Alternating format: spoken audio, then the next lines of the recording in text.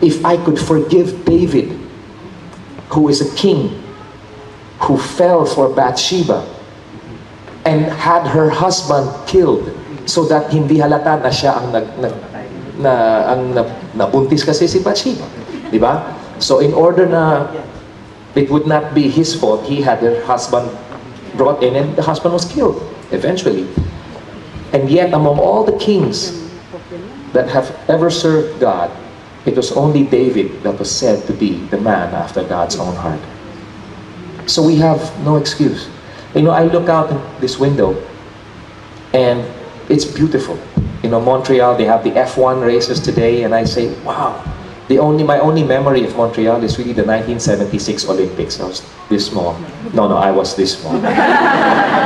And I stand before you today and I look at a city that is painted with the glory of God. You know, let us not forget that God loves to bless and He gives gifts, but let's not forget the giver and only think of the gift. It's like forgetting the king when you serve the kingdom, when you get so deep into work, when you get so deep into the concerns. It is also written that God will perfect all that concerns you. I'm 42 years old today. I don't know if I'll mention that tonight. But at 42 years old, I stand beside my son, and the greatest comment I received yesterday is, see your brother?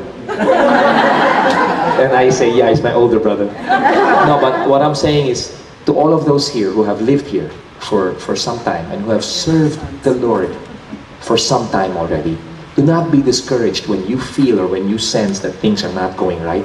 Because it is written in Psalms 92 verse 14, I will keep you fruitful even in old age, fresh and green. Now, listen, being fruitful is one thing. Fresh and green, that's something else. You can be fruitful doing the same thing every day, but when you say fresh and green, that means what you do is seen by others as something fresh, something new, from someone who might be 70 plus years old or 60 plus years old or 42 years old, serving the Lord for what, 22 years now? It's been an up and down roller coaster ride, but that's okay because I like roller coasters. And then stay united. Be a great example of what it is to be united. There is no place in the United States that I have come across that has a Filipino town. There's little Saigon, there's little China, there's little Tokyo, but there's no little Manila. There is, I mean, when it's really little, I mean, it's like one restaurant, Little Manila. But when you look at little Saigon, it's blocks in a certain area of all people from Saigon. When you go to Chinatown, it's all Chinese. Can you imagine? I was in Indonesia or Malaysia one time, walking beside a Vietnamese singer. She's very young, and I said, you have a great voice. And we were just walking, and she goes, oh, you have my music? I said, no, I heard you rehearsing a while ago, and I was really impressed. And while we're walking, she's not even looking at me, and she goes, and you, where are you from? And I say, I'm from the Philippines, and she stops. And she looks at me, and she talks to her manager, and I said, have you heard my music? She goes, no, but it is a known fact that the Philippines is the breadbasket of talent in all of Asia. Now, can you imagine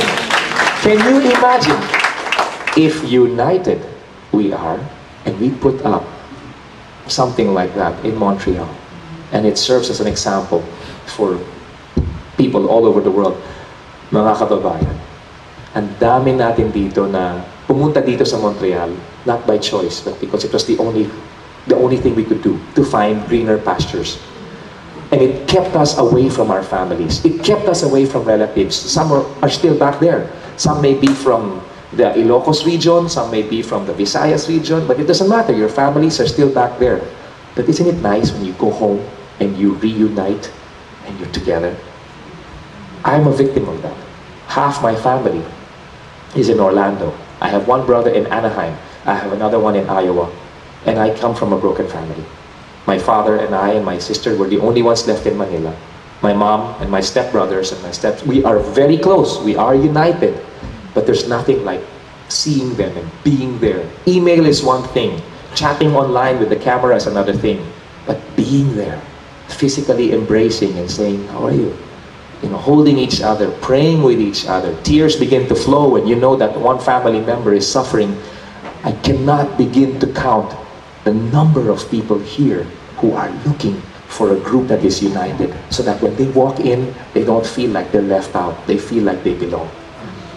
And I believe, dahil sa mga sasamahan ng mga Pinoy, even a commercial back home of Pacquiao, he had this commercial, this San Miguel beer. I don't drink beer, but I was so encouraged when I saw that San Miguel beer commercial, and he's got Eric Morales, in that commercial with him. Eric going, wala kang katulad, Nani. And then they sit down and they're together, but that is so Pinoy.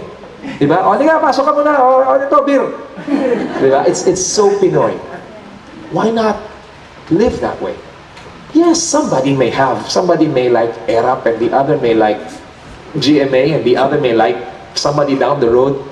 But the point is, we're all thinking about what is best for the country and for our people. And when we do that, especially people in this church who know the Lord, believe me, He's going to bless you with wisdom. Because when you ask for wisdom from the Lord, He gives. And He doesn't just give. He gives abundantly. And He doesn't look at you saying, ay, hindi, ganito nga eh. He gives. And He will continue to give. Now, I have a show later on. And it's not going to, I'm asking right now for your prayers, because every time I have a concert, it's not just a concert. My desire is when people leave that concert, they leave better than before. They can. And it's not going to happen. The pure energy, I don't talk this lengthily on stage, but the pure energy, what they call me, they say, Mr. Pure Energy, believe me, I have nothing to do with that. I don't work out every day. I don't practice every day. I should. But sometimes I'm just too tired to do that. So when I step out on that stage, it's not my energy. And the energy you see is from the purest source possible, and that is from Jesus. So, though I will be singing many songs later on, I'd like to sing for you. I didn't bring my music today, but I'd like to do one song for you. And it's going to be in a cappella, okay? Where you're just going to hear my voice. And you know what? Sometimes it's the most personal way. Because when you talk to someone, either at home or on the telephone or the cell phone, you don't like anything, you don't like any music going on at the back. You just want to hear that person's voice. So I'd like to just sing a couple of lines from a song that I wrote in 1986. This was the first song that I wrote myself. And my wife helped me out in this. It's based on two verses in the Bible. One is Proverbs chapter 3 verses 5 and 6 that state, trust in the Lord with all your heart. It doesn't stop there though. It says, lean not on your own understanding. Diba? How nice to say, I trust the Lord, and then when something happens, Lord, but ganito. No, don't lean on your own understanding. Acknowledge Him in all your ways, and He will make your path straight, or He will straighten up your path. What does that mean? It means that even if your life may be crooked, not because of the things you do, but because of events that may happen, He will make you walk through it like it is straight, like it's no problem. That's the only time that you shine for other people. When people will take notice and say, what is it with this person? What? Ang grabe yung dinadaanan nito ah. May sakit na nga yung ganito, pati siya may sakit. Tapos may yung alam ko yung pamilya niya sa Maynila, medyo hirap na sila. Or maybe you have businesses here that are not doing too well. Or there's a lot of uncertainty. Oh, let me tell you, there are so many uncertainties that can come up in anyone's life.